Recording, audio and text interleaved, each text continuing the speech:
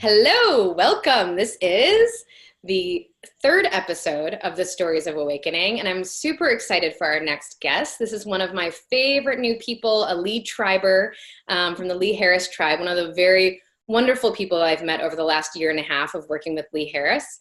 And we've just had a few beautiful experiences together in this last year. So I've gotten to know a little bit of her story, and I'm really excited for her to share her story with you and for us to have a great conversation. So welcome to you, our beautiful listeners. We're really glad you're here, and watchers, because this is a video. And make sure you check out the website blog version of this, because Gianna wrote a beautiful blog entry that answers a lot of questions. So each of the people who's participating in this, I give them a list of questions that they have the choice of answering, and I call it a self-directed interview.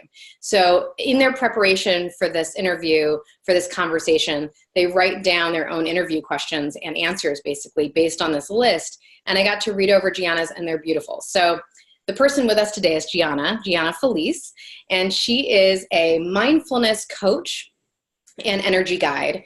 And one of the things I love about what she does with people, and she's just breaking out in a whole new version of this work, which she's going to be talking about more later in the call. One of the things I love is that her work is so very much based on her life journey, on her personal life journey. And I always think that for us as practitioners, as healers, as teachers, as guides, the place that we have the most to offer the world is what's coming through for us. We're artists, right? We're artists like anyone else. And as they say with writers, like, write about what you know. Create art on what means something to you, right? So when the art goes from being personal to being something that's shared, I think that's when it's extra, extra potent. So that's one of the reasons that this series is so great, because we get to actually dive into her story a little bit more and find out where her art came from, basically. So yes, introducing Gianna Filice. Please say hello to the audience and share with us a little bit. The first question I'm going to ask is a little bit about where you come from, like where you grew up and what your childhood was like. So welcome, Gianna. Thank you so much, Riza, for that beautiful introduction. And hello to everyone watching. I'm so happy to be doing this with you today, and so excited to share some of my story. This is probably one of the first times I've done so in such a public way, so it feels great. And I'll start a little bit with where I come from, who I am. I grew up in a very Catholic family. So from a very young age, I had quite a spiritual life, and it was quite centered around Catholic tradition and the Catholic Church, but it definitely sparked an interest in me from a very young age to explore spirituality. But it was definitely something that was done in a little bit of a rigid way. So I had to break out of the box down the road, but it took quite some time. So as a kid, I was really good at following the rules. That kind of happens when you grow up Catholic. You go to Catholic school, so I was in Catholic school from 2nd grade through 12th grade. And I became really great at following the rules, really great at pleasing my teachers, really great at being a helper and serving. That's part of what Catholics are really, really passionate about, serving other people. And I had a very compassionate heart as a child anyway, so it was kind of my thing to be the one who was there for people, the one who understood the other side of the story and wanted to offer my help. So that was the kind of kid I was all the way through school. But I was quite shy and very quiet in school, and then a lot more outgoing at home, which I've seen with my students that I've taught is quite common. But for me, I was really, really shy in class, and especially anytime I had to speak in front of anybody was like a nightmare to me. So I kind of went along my quiet way, doing my best in school and really excelling in most subjects. And that sort of fed me and it kept me going all the way through in college and beyond. And it served me well in a lot of ways, and in others, it was a very external focus for me. Mm-hmm. I was really immersed in that. Mm-hmm. I think it's interesting, just to interject for a moment, about the way in which being successful in school or being a good rule follower sometimes becomes this like prison that we have to break out of later. It's a shackling sort of device. And it's interesting being a mother now. I have a couple children, and I notice that my kids, especially my older child who is autistic, has no ability to care whether they're following the rules or whether they're making other people pleased or whether they're doing the right thing. And that's a very frustrating dynamic as a parent of a child. But for them, what it means is that they'll never not be free, in a sense, right? They'll never not be free to express themselves and to know themselves, even if other things are going to be much more difficult for them. And even if being in school and being in that format has never been successful for them, not because they're not intelligent, but because they just flat out will not follow direction in any way. It's a very interesting dynamic. And I, being very distracted by my very old dog who needs to pee. I love old dogs. That's why I keep looking to the side. So unfortunately, I'm gonna pause this recording for just a moment for our audience members, and I'm gonna let my dog out, and then we're gonna pick up where we left off. So hold tight for 1 second. We'll be right back. All right, we're back, and my old 15-year-old dog now is sometimes the biggest obstacle to me having a smooth recording of any kind. Whether it's her tip-tapping around, which you can probably hear, her scratching her collar, her loud licking, or her incessant, her hacking up a hairball or whatever she's doing now. So please know that she's a good dog, and she's been a familiar and a therapy dog for her whole life. But she is our elder now. So there are distractions. All right. So back to our conversation. So what I was saying, I think it's very, very interesting, the good girl dynamic, and how being very good and receiving that external affirmation of goodness for following the rules and doing what the grown-ups say and wanting to fit into the mold that you've been provided, it's interesting how I know a lot of healers and a lot of people in this industry, or industry is a strange word, but in this field of transformative work that began that way. I certainly relate to that in my own experience. I definitely was that person, which is now as a mother bewildering because my children are the exact opposite. And I'm like, I don't know how to parent you because I was never doing what you're doing. Like it never would have occurred to me to do anything other than what my mother told me to do. Like, and yet that propensity to do the right thing ends up becoming something that we need to liberate ourselves from in order to discover who we actually are and what we actually want and what we're really here to give, right? So for some reason, I'm making an assumption here, but I'm curious if you're Italian. I'm curious about your heritage because I feel like your ancestors are very strong. This is something that's been, as an interviewer, this is something that's going to be weird for you and maybe exciting for you as an audience, but I'm constantly channeling. And for these scenarios, I bring in my counsel and I bring in the person I'm interviewing, their counsel. And I feel like from the very onset of when I was even setting up the space today, this idea of Gianna's ancestors, it's a very strong energy. And so I want to ask you a little bit about your heritage and your family history, if that's okay. I'm so glad you asked, and I'm just in full body chills right now, excited about it, because it's a huge part of who I am. So yes, I'm from a large Italian family, and storytelling was actually really big in our family. So it's kind of perfect that I'm right here right now doing this.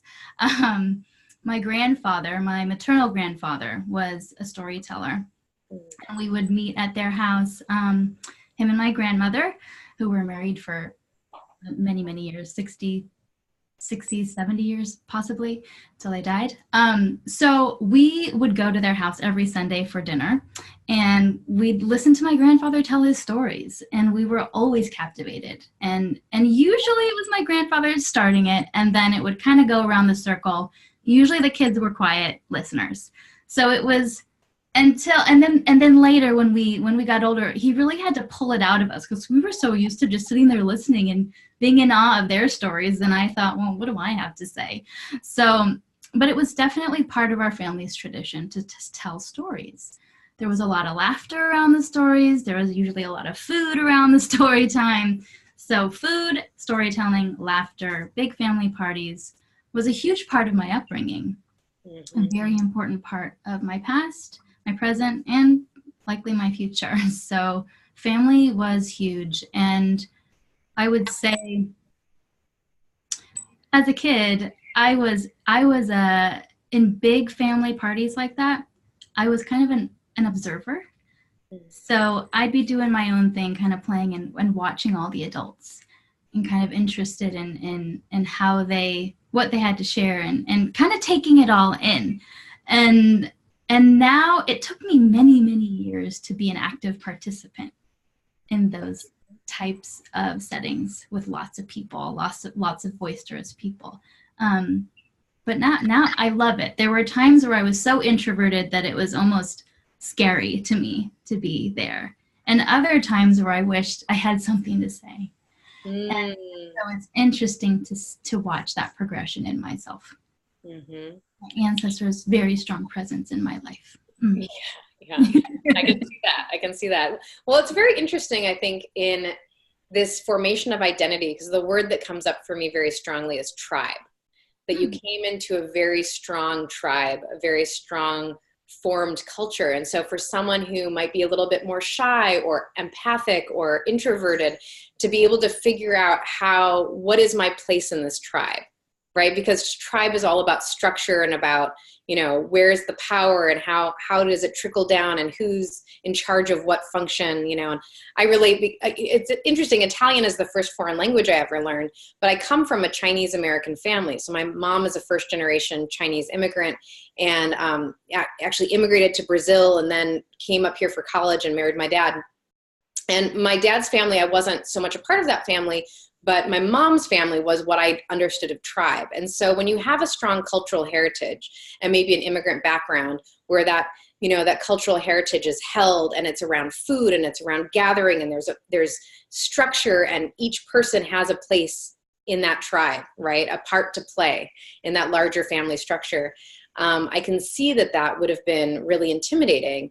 And yet the other picture that comes up for you is this story that you described in your beautiful writing that I encourage all of you to read, that's right below this video if you're on the website, is this description of your diplomatic circle of friends growing up, so your sister and your two neighbor boys. And it's interesting because you really express remembering that as being in a leadership role, taking this leadership role, right? And I think that sort of reflects into your future a little bit, and we'll talk about that as your role as a teacher, from being student to teacher. But I'm curious for you if there were certain scenarios in which you felt like you got to exercise your voice more than in other scenarios, and what you think the defining factor might have been there. Absolutely. Yes. The first thing that comes to mind is that we called it the circle, where we would gather around. And I had a leadership role because I was the oldest. And so I felt that a lot at home. And in school, I would hear it from teachers that, you're a natural leader. And I just thought, where are they getting this from? I didn't really feel that. So I would say it came out a little bit when I had small roles in plays at school, and that felt like a safe way to be seen. But that ended pretty quickly for me, and I hid out for a really long time. This is a really good question, because I was in hiding for much of my school age years.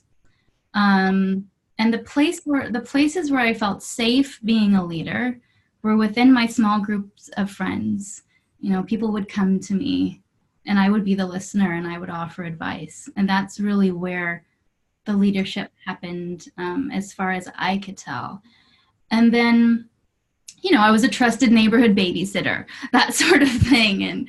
And it wasn't until much later in, studying to be a teacher where I really had to embrace the leader in me, and I had to be seen in front of usually a master teacher who I was, learning from, and then teaching her class or his class, usually it was a woman, in front of that person. And to be seen in a leadership role was terrifying to me. And at the same time, and I think this is kind of where this is all going, I felt it. So when I allowed myself to step into my own in a classroom of kids, I could feel all like the signals going off. Yes, yes, yes, this is it. This is it. This is who I am. This feels really good. And the kids, responded well and loved me. That it was my first days of teaching. And it started in my university days where I would have to do lots of practice teaching, that it really became clear, that I do have this gift to offer, and it feels really good. and it just took quite some time to feel confident in it and to value it myself. Yeah.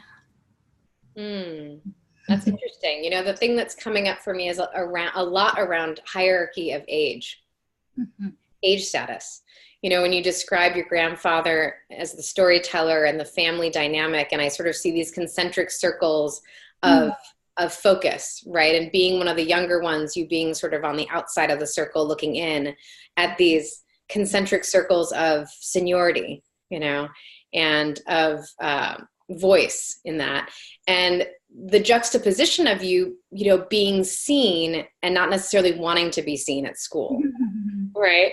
And being seen as a leader, but being like, I am doing nothing to be seen as a leader. Like, I don't want to be seen as a leader. Like, I am trying to do this because that would be comfortable. Just put your head down, do your work, get good grades, like just, fly through, feel good about that.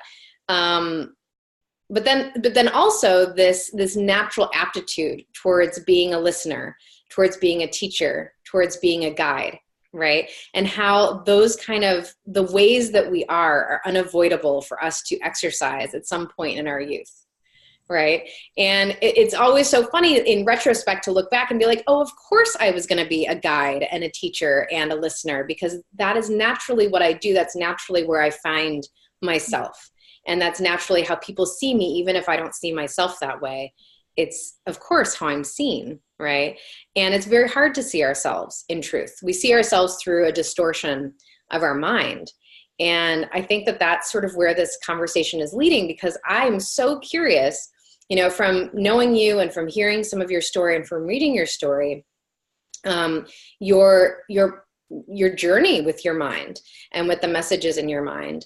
And, part of me, as a healer, I'm just super curious about like where those messages came from that you struggled with, but also how you navigated that, because I think that that's a really important thing for our listeners to hear, is how you navigate unfriendly voices, unfriendly messages that we carry in our minds. And it's almost, it almost doesn't matter where they come from, really. If they came from a specific person or an entity or through our own just fears. Right. What we all need to know is how to recognize what's happening in here so we can cultivate a safe environment to be home in our bodies. And I think that's the ultimate healing path from any trajectory. Right. So, and I think especially for women, this is what we're learning, is how to be safe places for ourselves to be in our bodies. So I would love for you to kind of zoom forward a little bit into that journey for yourself. Thank you. When you asked where did those voices come from, or where did I get those ideas? So I'll touch on my self-criticism a little bit and the self-judgment that was present from a really young age. And, that fear, just that extreme fear of being judged or someone not liking me or someone thinking I was bad. The funny thing is I never had anybody tell me that growing up. No, I didn't have that coming from parents. I didn't have that coming from my teachers. So where was that coming from? All that fear, all that this isn't good enough. I'm not good enough. I can never be good enough. I can't do this. It's just the programming that is, right? I mean, I feel I came into this life,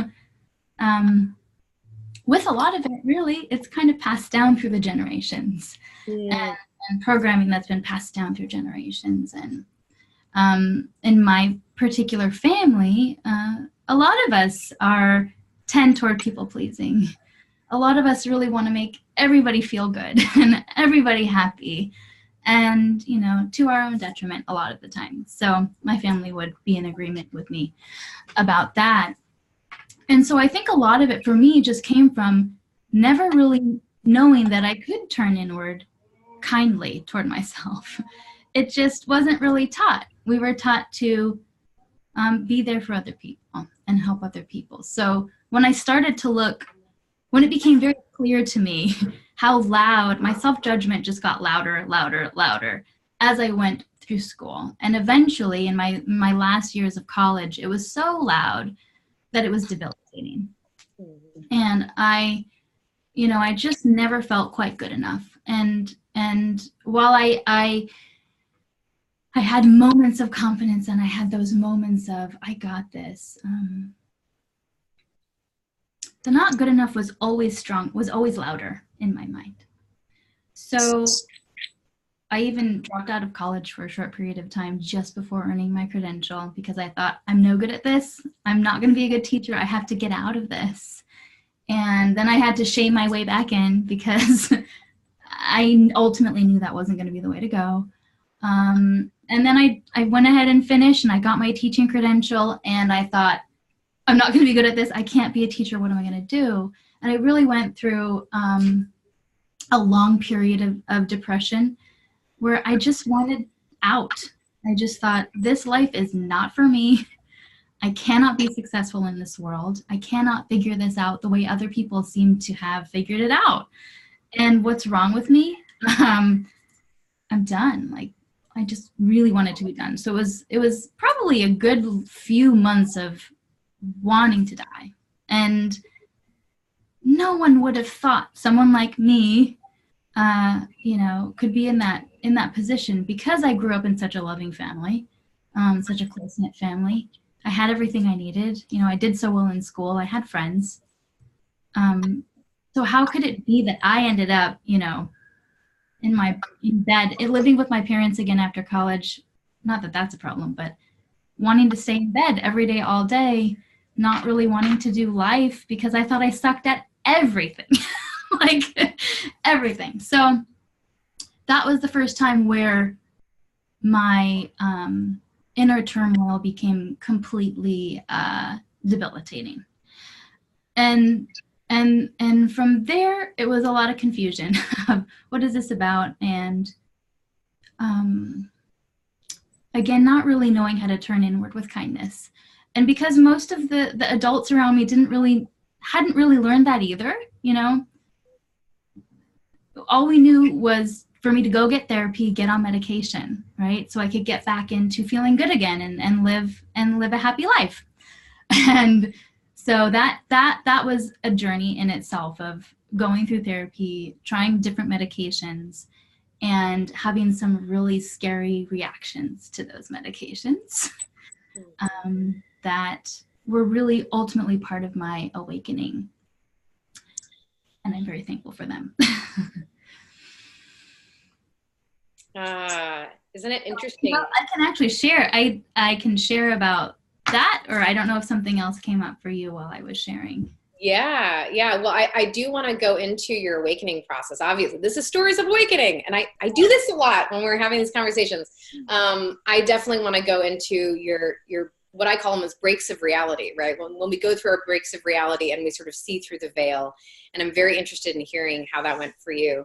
I just want to, there's a bunch of stuff that was popping and flicking and flickering as you were talking. And so I just want to land on a few of those, because I think that it can help our audience sort of relate it to their own lives. Because a lot of what you were saying is really, is a very, what I like to say, this is one of my sayings this is one of my mantras that I do with myself that I think is wonderful to offer. And I try to offer it as often as I can, because it's a very helpful thing. And I've also gone through big experiences of depression, suicide attempts, like all sorts of things.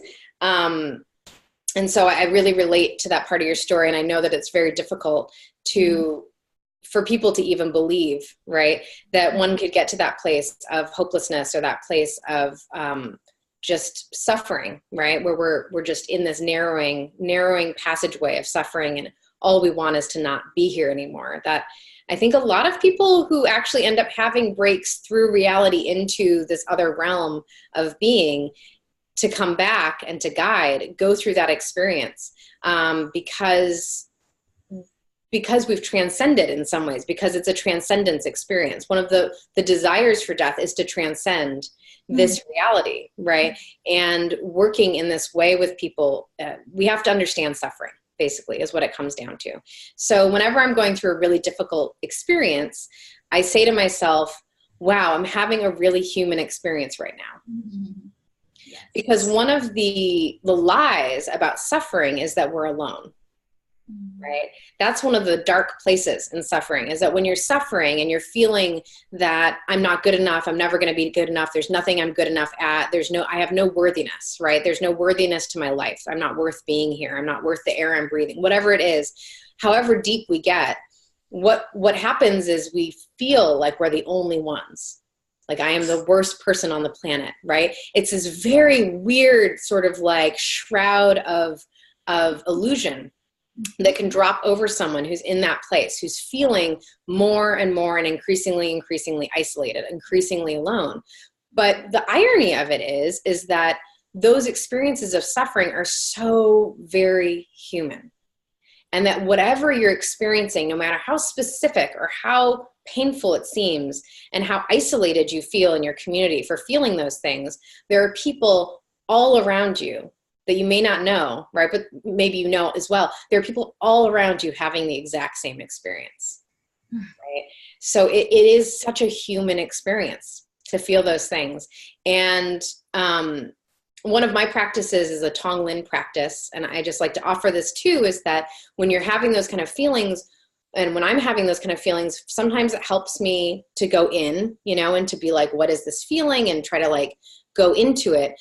But also sometimes it really helps to expand out and say, who in this city right now is having this exact same experience? And to feel like I'm holding their hands, like in solidarity, like we're here together. I'm sharing my heart with you. I'm really suffering, and I see you're really suffering too, and we're together in this. And to try to expand that out as far as you can, like who in this state, who in this country, who in this continent, who in this hemisphere, who on this earth is experiencing this level of suffering right now? Can we all be together in this moment? Right? Love that. We're not alone. So I just want to offer that. The other thing is this, you said one thing at the very beginning where you said that, you don't know where those messages came from or where that need towards perfection came from, but that it seems like it was passed down, and that there are many people in your family maybe that strive towards, there was a great term that Spirit said as you were talking, always setting the bar higher than is reachable. Always setting the bar it was a beautiful term. I'm not going to remember, but setting it impossibly high, right? And that when you reach that bar, when you just almost get there, then you set it higher, right? And that it's almost like the carrot up the mountain, right? That there's always this carrot coming off your head, and you're chasing this impossibly high standard, right? And what occurred to me as you said that is there's this beautiful thing that my counsel has been saying to me, that, our body and our spirit, it's a marriage, right? This is this marriage. And we talked about this before too, this is our primary partnership, right? The marriage between our body and our soul. And that our soul comes down to learn something, and our body we inherit from our ancestors, right? It's given to us by our families. And the marriage the agreement is, I'm coming down to learn exactly what it is I want to learn. And the body is saying, I am asking you to heal what I have to heal. So the things that my ancestors, my parents, my grandparents, my great-grandparents, whoever it was, whatever they couldn't heal that they were carrying in their DNA, that's the give. That's what the spirit gives. It gives its life so it can try to heal those wounds, right? And the body gives the soul form so the soul can learn exactly what it wants to learn. So whatever it is we're experiencing, in life, even if we have no idea why we're experiencing the things we're experiencing, that on a fundamental level, that belief that we are here to learn and to heal exactly what needs to be learned and healed. And this circumstance is giving us the very perfect scenario to learn and to heal what needs to be learned and healed, is a great way for us to kind of accept where we are and to not fight so hard or resist so hard or find a reason why we're not good enough and we deserve to be punished, which is a very Christian and Catholic belief, right? That there's like something we're supposed to be atoning for. I think it's an empowering perspective, and empowering perspectives for me always are more important than can you track it to some sort of truth, right? If it brings your power back to you, then it's truth enough to adopt it. So I'm offering that as well. But now I'd like to turn it back to you. And I want to go into your story of awakening as far as when is it that you started to break from the reality that you had been given or that had been constructed around you or that you had constructed from your circumstances? When is it that you started to break through that veil and have experiences that showed you something greater was possible for you? There were a couple of them. The first was the medication induced manic episode so once I went on an antidepressant, it had the opposite effect that it was supposed to. Well, not the opposite, but it was supposed to do what an antidepressant does and make me kind of stable and happy, but it sent me into mania, and that's how I was diagnosed with bipolar disorder, which is something that I really didn't know a whole lot about, and actually thought there's no way in hell I'm bipolar. All these other people could be bipolar. They look bipolar, but not me. So that was in itself kind of, okay, who am I? But the experience of mania, it was almost like I was finally allowed to just break free and not have to care, because I wasn't really in control. You know, the medication was sort of inspiring me to do really impulsive things, really ridiculous things, really promiscuous things, really out of the box, mostly ill-advised things. But I kind of got this taste of what it's like to go completely wild. And while it wasn't pretty, and I can't say it was, it's not one of my favorite stories to tell, but it gave me a taste of what it feels like to be somebody totally opposite of what I had learned to be, and have a degree of separation because I could say, oh, well, I was, that was mania induced by medication. That wasn't really me. So there was that. And it took me a while to get stable after that. And I did start taking a mood stabilizer, and I did even out, and I did feel a little bit more me after that. And I had that taste of wild freedom, even though it wasn't very pretty. And so that was sort of the first time where I thought, oh, that was interesting. Now that's part of who I am, what's coming. And so it was I was stable for a very long time. When I went back to grad school, I actually went off of my medication in an ill-advised way, without the proper support. And at the same time, I was going through a breakup from a relationship that was abusive. And my grandfather had just passed away, and got into a couple minor car accidents, and it was the perfect storm to set me up for another experience of a break from reality. So this time it was like mania in that, it would be characterized as a psychotic episode in Western medicine. So I felt like I was extremely sensitive to energy, and I didn't really have a framework for understanding that yet. So I didn't really even use the word energy or know what that meant, honestly.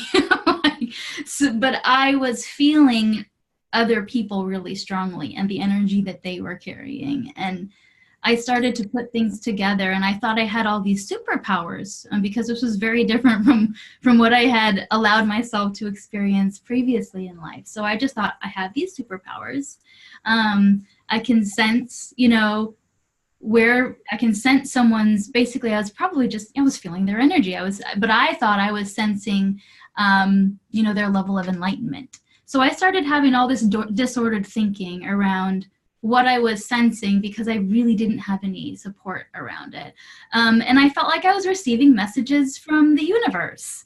And this wasn't taught to me. Like, I learned how to pray to God, who was somewhere out there, and I didn't really know how to feel connected in that experience, especially not really connected and safe in that experience of, having a relationship with the divine and experiencing, life in all of its fullness. It was the first time I really experienced what I can now understand was real presence, and really delighting in nature and the way that the world communicates with us. And the unseen, and all the things that we cannot see, and all the beautiful things. So I felt like I was alone, and that I couldn't talk about it because people were going to think I was crazy, which they did.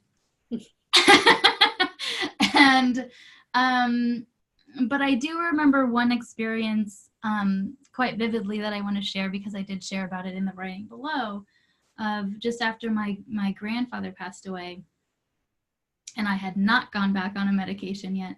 I was sitting in a cafe, and it was the first time where I really felt someone's spirit communicating with me, like an individual that I knew who had lived on the planet was communicating with me from beyond. I hadn't had that real experience yet. So I was sitting in a cafe, and an older gentleman who was a regular there came and sat with me and started talking with me. And his name happened to be Frank, and that was my grandfather's name. So instantly it just felt like, oh, this is sweet. His name is Frank, and he's an older gentleman, and he's so kind. And then for whatever reason, he felt the need to bring out the chef to introduce to me. I don't know why. I don't remember why.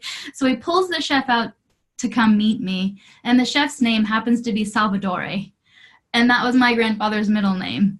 And that's not a common name, so that was kind of like, oh, that's cool. Okay, Frank and Salvatore. And then shortly after that, I looked down through my purse to get something, and I'm borrowing one of my mom's purses. It's like a handbag from the 70s.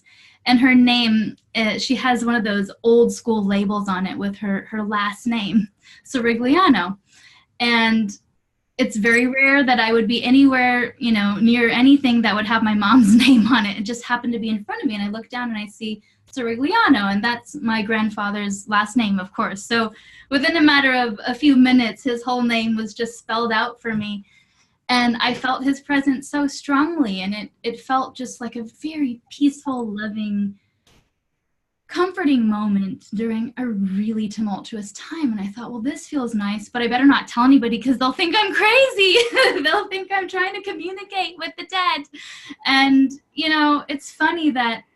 it's funny because growing up in Catholicism, there is that whole aspect, and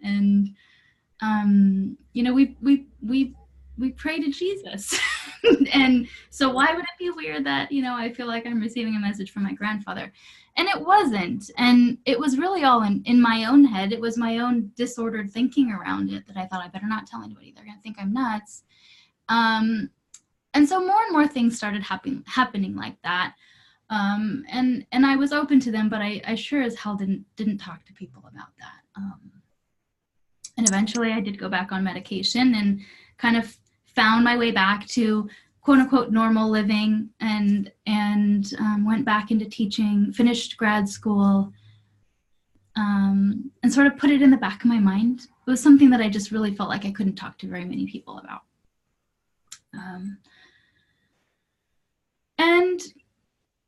And it was a little bit harder to shove myself back into the box of quote unquote normal life again. And so I went through again all of the the shaming of myself as I was graduating from my master's program. Even though I had been hired on as a science teacher, I'd finished a master's in science education and had been working in underprivileged schools as a science teacher in lots of schools in really poor areas of LA, which was funded by an independent school where lots of high-profile LA families send their kids. So I had this in at this school that's very difficult to be hired on. And I was teaching, students of kids of, people I'd seen in movies, on TV, and concerts that, and I just felt like I don't belong here. Like, I'm not good enough to be here. This is an amazing place. This is an amazing school. How did I land here? How am I ever going to live up to the expectations at this school? Even though everyone was perfectly loving, it was a beautiful environment. If I had to teach there now, I'd be stoked. But at the time, it was just, oh my God, I am so not enough. It was that same thing following me everywhere I went. And until it was 1 year that I stayed there. And after that year, I kind of shamed myself out of that job. Felt like I got to move home again. I got to start over again. I just felt the call to go again back to Northern California, where I grew up, to start fresh. And it was a good thing I did. I went back to teaching, for the first time, went into teaching in a Catholic school, which is something that I had really sworn off. I thought, there's no way I'll teach in a Catholic school. And I ended up it was a place where I really came home to myself, which is so funny because, it was full circle, right? And it was during that time where I happened to be taking my students to church every week, but my own spiritual practice was very different from that. I had practiced meditation, and I did a lot of seeking, and I got a lot of help from teachers who really resonated with me. But it was really once I started to turn inward with kindness, and it was through mindfulness, really, and heartfulness, and really tuning into my heart, listening to myself, and letting myself sob for hours and just be there with myself. That's would have seemed so weird to me before that, but just letting it out and turning toward myself with kindness. It was a complete game changer for me, and was really what started me out on this path of guiding others. Lovely. Yeah. Thank you for sharing all of that. I think that your story, not only do I think that who you are and who you've become and the journey that you've been on to get here is going to be someone, you are perfectly positioned to help a lot of people. But I think it's so significant that you're sharing your stories. And I know this isn't the only venue you've been sharing your story in. And I think it's really important that you share your story because there's a lot of very dramatic epochs in there that are going to resonate with a lot of people right now, So the way that we treat mental health in this country and in this culture is one thing, right? And the other side of that is that people are awakening in mass. So like your experience of oh my God, I have superpowers. I can feel people's energy. I can see things and feel things and sense things I couldn't before. And that's not necessarily having a cultural societal groundwork for that, right? We're really developing that now. We're developing that now through our pure vulnerability and our honesty and our sharing. But when we were growing up, that didn't exist. And the fear of being seen is crazy. And you had a lot of reason to fear that people would think you were having a mental health issue because you had mental health issues that had been diagnosed and you've been on medication. And there were a lot of reasons that you would have that very legitimate fear. But I think for people who even haven't had that fear, when they start cracking open, and whatever the impetus is for them to crack open, the things that they experience and the things that they feel are going to be potentially very triggering and very scary, right? Mm-hmm. And if you find yourself in a community where there's no one you can go to that's a safe place, right? That you can say, oh my God, I'm having these feelings or these sensations or these thoughts or these experiences, is this normal? Is this okay? Is this, then you have nothing to plug into, right? So you're having these soul expansive experiences without any sort of like, this is how we ground into that experience, right? And I think that it's interesting that Catholicism is a really interesting thing, because Catholicism is a very ritualistic religious practice, right? It's all about ritual, and it's probably the most pagan of the Christian faiths in some ways. So it's so much based on the ritual of practice. But still, religion, for the most part, is a root chakra, community, tribal activity. And spirituality is a crown chakra, your personal experience with the divine. And so it's very interesting, this idea of you going back full circle to the Catholic school to teach, where you had been educated, maybe not the exact same school, but that setting. And at the same time, exploring your own relationship with actual spirituality that may or may not have been present in the ritualistic practice of religion. Exactly. But of course, is very present in the actual teachings of Jesus or any of the great spiritual teachers, right? Because all of that is about kindness and about compassion. And we can't have kindness and compassion for others and their suffering if we can't have it for ourselves. Right. And it's funny because I felt more connected with Jesus and Jesus's spirit, outside of the Catholic Church than I did, growing up learning about Jesus.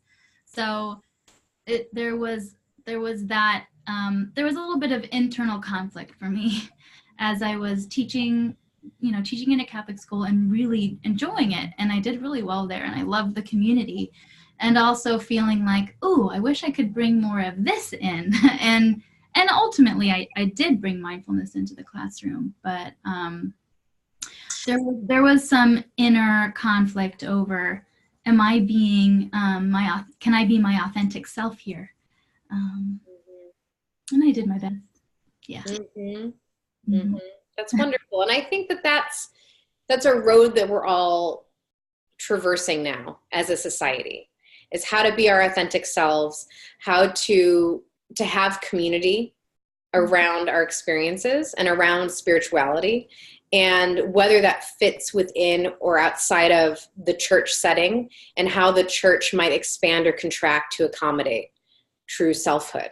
Right? Whether it's our spiritual identity, our sexual identity, our gender identity, our race identity, like all these different identities that people are coming to feel, these are really important for me to explore as my truth, but I still want community because we are tribal creatures, right? We do have a desire for community, and how does that community form and what is it based on? I think is going to be a very interesting question for us moving forward in the future. I love Pema Chodron's description of Sangha.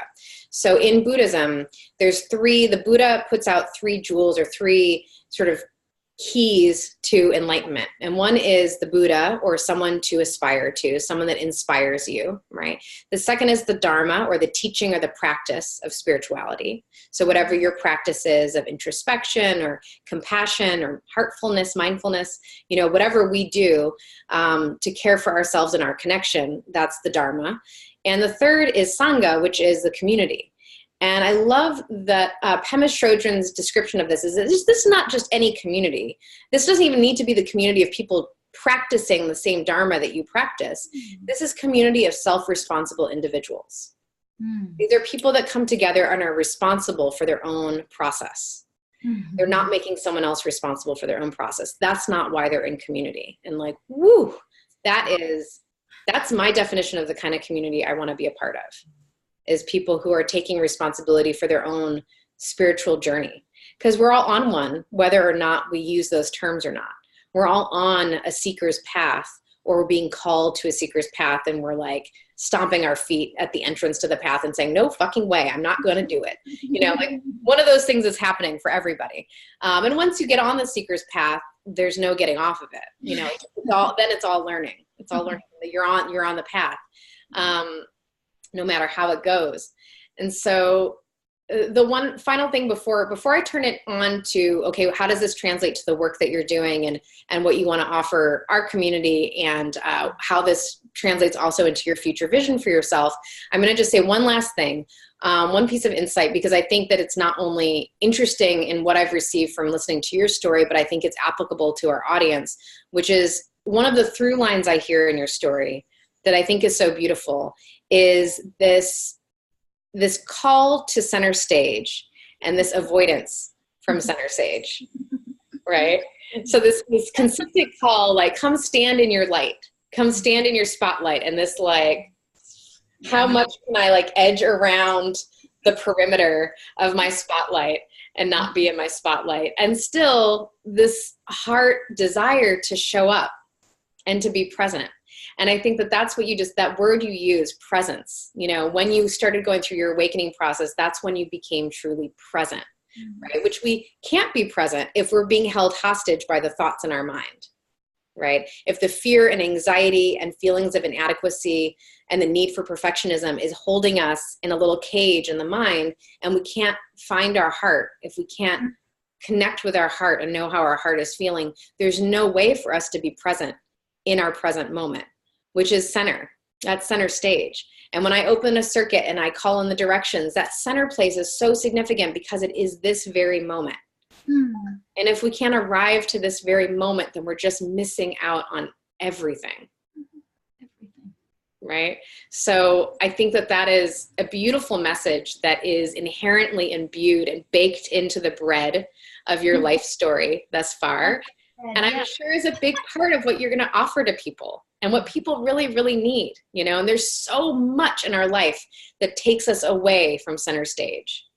There's so many distractions and so many things we're trying to fulfill and so many ways we're trying to prove ourselves worthy, even within this transformational community, right? How many likes did you get on Instagram today? You know, that kind of shit, which, like, even I get caught up and they're like, oh, did people like this post? Like, oh my God, can I be in this moment and drink this glass of water, please? Like, and maybe I'll do a sketch that I won't show anyone, or can I, you know, take a bath and listen to some music? Like, it's all good. But arriving at this present moment in a way that's compassionate towards our hearts and compassionate towards our experience as a human, I think is so, so important. So let's talk a little bit about what you're doing to express your heart in the world and how you would like to offer that expression to our community. Thank you for offering me the spotlight to share this.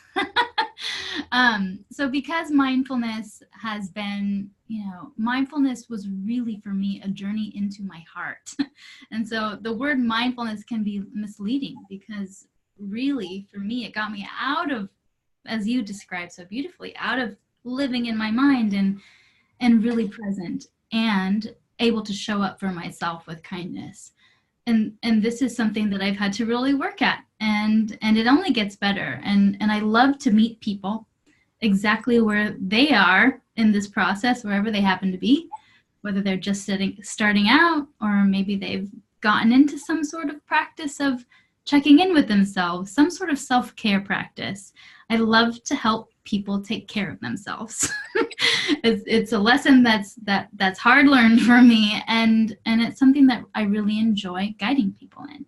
So I guide people in mindfulness, heartfulness, and managing their energy. Because as you mentioned, we so often are distracted by things, and we're giving our energy away to all sorts of things that really don't matter, like likes on Instagram. I do the same thing. And so how do we come back to ourselves, come back to our center, and nourish ourselves in ways that feel good and are fun and maybe don't even take a lot of time?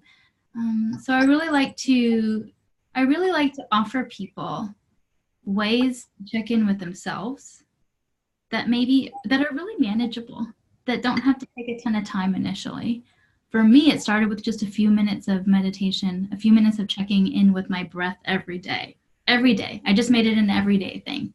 And when I fucked up, I forgave myself. I mean, that kind of thing.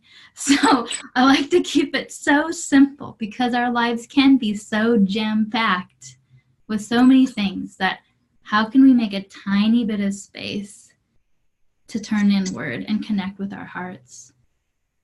Oh my God. For me, it was just completely life-changing. And so that's who I am and what I have to offer. And really it came out of teaching mindfulness to my students. It was the first time where I felt so passionate that I wanted to be in the spotlight in faculty meetings, which I never wanted before. I wanted to get up and talk about it, share with the other teachers, lead the other teachers in meditations to connect with themselves and care for themselves, because teachers have a hard time doing that because we have no time. And showing people that there is time. We can make time for this, no matter how busy we are. I made time for it at my busiest, and now I have a lot more time because of it. So it's kind of interesting how that happened for me. So I do have is now a good time to share an offer? Yeah, absolutely. That would be great. Awesome. So I'd love to offer this community I'd love to offer, first of all, a one-on-one with me that I like to call a self-care check-in. So it's just one session where we connect and talk about where you are, what you need, and if you're not sure, I help you with that. And we come up with just a really gentle plan of action that I can help set you off with. And that's just like a one-on-one session with me. And I'd like to offer that at a 25% discount. So I'm pretty cheap right now. I have an introductory rate of $80. So I'd like to offer that at $60 for people. And then because for me, it really helped to have someone with me consistently. So I would really like to offer a 3 session series for people who know they want to go a little deeper and are ready to have someone there and walk with them, maybe hold their hand when needed. And so that's typically normally $220, and I'd like to offer that at 50% off. So 3 sessions with me, and these are 60-minute sessions for $110. And I'm really passionate about really being with you in the process so that you have that check-in person. And I've been there, so I know how it feels. Yeah. And I couldn't be happier to share it with you. That's awesome. Thank you so much, Gianna. That's such a beautiful offer and such a kind offer.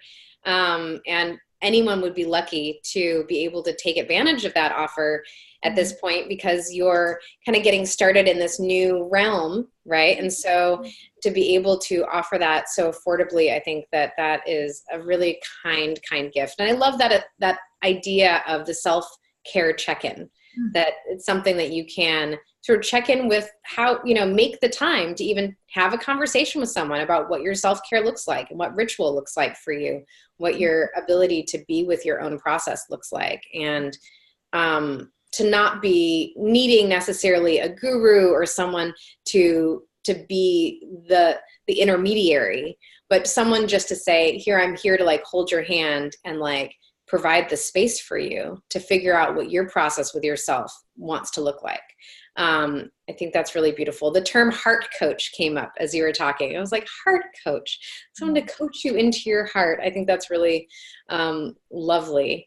And I love also the three sessions series. I think is really nice for people to feel like, not that there's like someone to be accountable for, but that there's a larger breadth of time in which they are consistently committing themselves to checking in and seeing what sticks and what doesn't stick, right? Because sometimes we make big plans for ourselves and they're a standard too high for us to reach, right? It's a little bit overambitious maybe.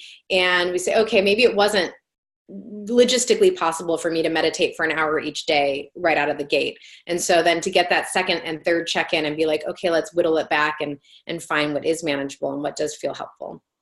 Are you going to be doing those sessions in person, on the phone, over the internet? What is your method of doing them? I love the Zoom platform. So over the internet, if possible, unless you happen to be a Santa Cruz local, we can do in-person sessions as well.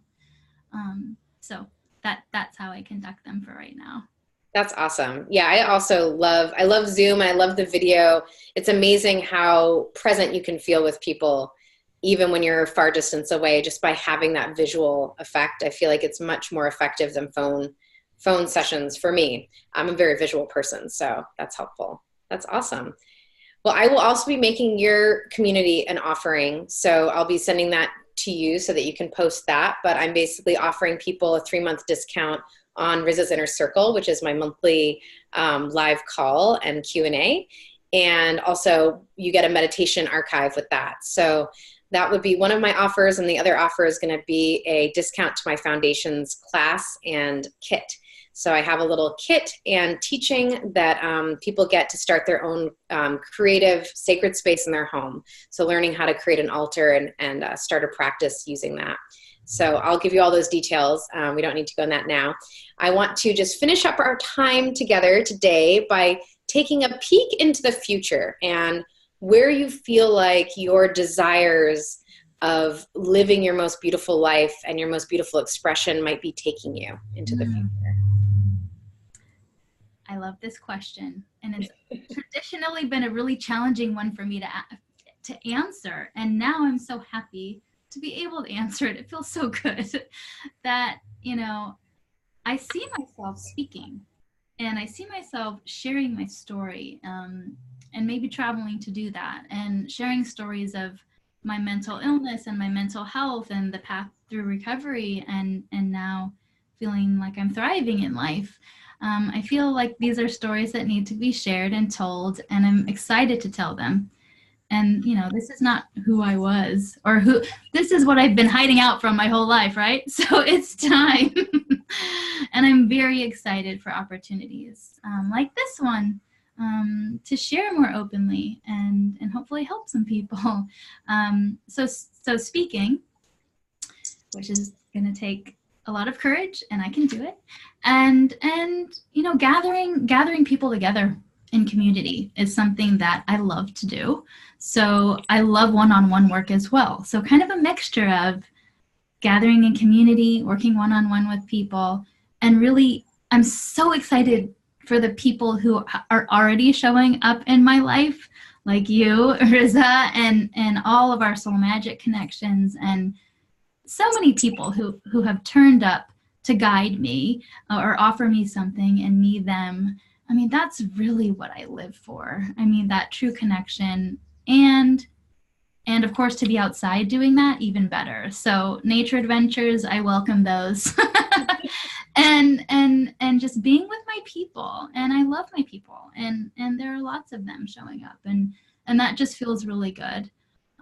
Entering into new partnerships, and building communities of healing. Healing the heart. That's so wonderful. The two things that pop up for me are courage. And I know that we're both fans of Brene Brown, so we know her definition of courage that she describes in the Vulnerability TED Talk, which we recommend everyone watch the Vulnerability and Shame TED Talks. They're incredibly important. But she describes courage, is to tell your story with your whole heart. And I think that couldn't describe you better. No.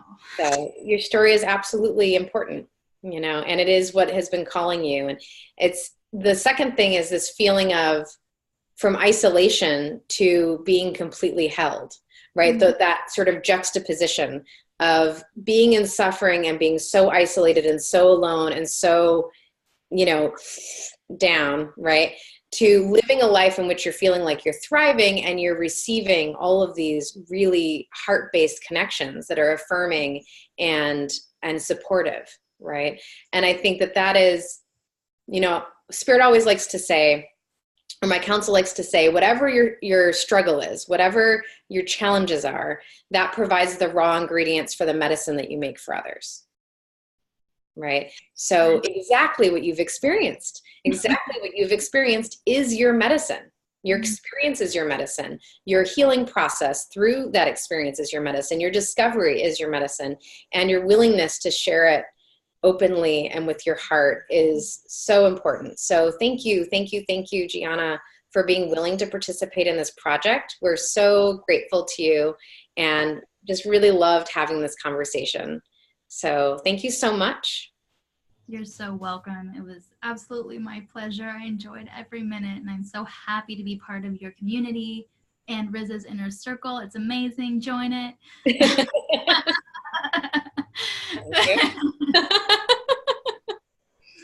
Thank you all so much. I love it. Oh, absolutely. Mwah. Thank you. And thank you to the audience. Thank you for listening and watching and following this project every month on the 15th through this entire year. We have a beautiful lineup of amazing people with great stories to tell. So join us next month. on the 15th. We'll be putting this on our YouTube channel, on the fullawakening.net website, and just plastering it on Instagram and Facebook if we can. Just get you guys, tell your friends, like and subscribe on that YouTube thing so people can find us and they don't have to go through 3 pages of Kundalini awakenings to find these stories. Not that Kundalini awakenings aren't awesome, because they totally are, but we want to share these stories too because we think they're going to have a great impact. So thank you so much for joining me here, and we'll see you next month. Bye.